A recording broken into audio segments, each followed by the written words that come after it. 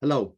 I wanted to take some time to reach out following the outcome of the recent national ballot on the Workplace Relations Commission's proposals dealing with a new pay and reward model.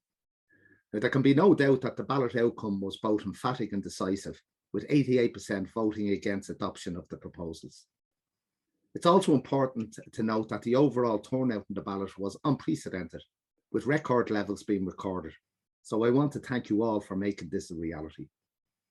During the numerous in-store ballot meetings that have taken place over the last number of weeks, a sizable amount of you have been very clear as to why the proposals were not acceptable. To your credit, at all times, this engagement was constructive, and I want to reassure you that your views have been taken on board and they will influence the shape of where we go from here. We have listened and we have most certainly learned. In the letter that we issued to members immediately after the ballot count, we promised deeper consultation with you, the members. And further to this, I want to tell you that from next week, divisional shop steward meetings will take place, and these will be followed by a national survey of our Tesco members, the result of which in turn will inform a national shop stewards meeting that will take place mid-January 2022. And that the purpose of the survey is not to ascertain your views on the WRC proposal, as you have been very clear and unequivocal in this regard, but moreover to gain a better understanding of what arrangements are in stores which are not captured by our current collective agreements, such as working patrons, etc. Even at this stage, two main messages have evolved from the balloting process. First, the model of pay consolidation as envisaged in the proposal document is totally unacceptable. And second, there is an urgent need for a pay increase that reflects the rapidly increasing levels in the cost of living and also the immeasurable contribution that you and your fellow workers have made to the Tesco Ireland business since the arrival of COVID-19. Remember, our pay claim is still alive and we intend to deliver to the satisfaction of our members. Since the announcement of the ballot results on Saturday, certain things have been said and published externally, some of which are not factual, and I want to deal with that now. It is stated that your union went behind closed doors to stitch up a set of proposals. All of the negotiations with the company were carried out under the auspices of the Workplace Relations Commission. This could hardly be described as acting behind closed doors. A claim is being made that workers were excluded from the negotiations. Again, this is simply not true.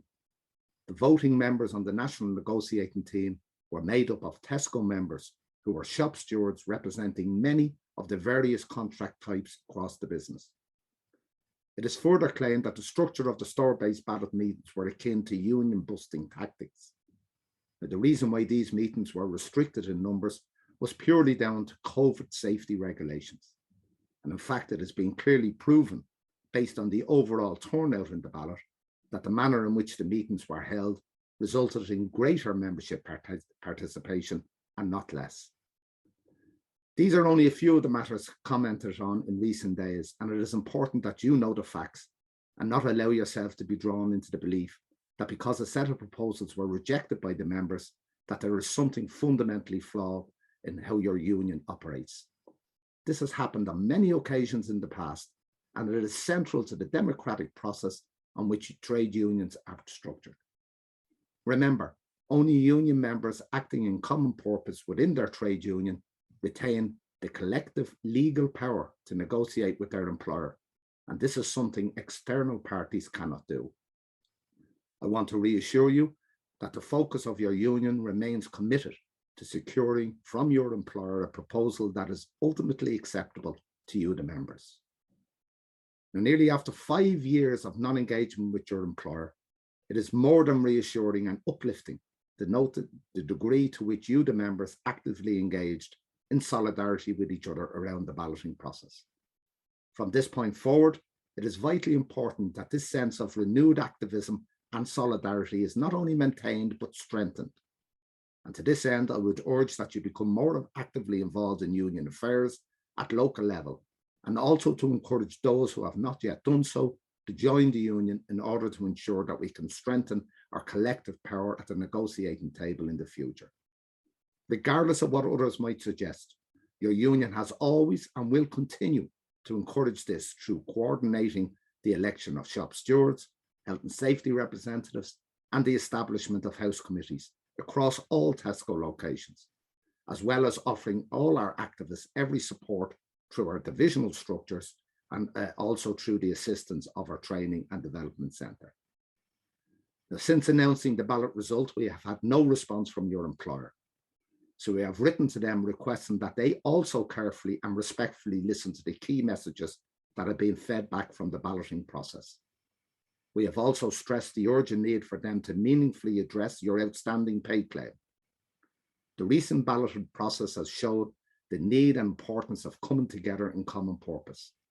The solidarity shown across our membership during the balloting has been positive and is something the union needs to build on in order to support the future improvement of your terms and conditions of employment. Only as proud and active members of Mandate Trade Union, supporting each other, can we make sure that this happens. Thank you and stay safe.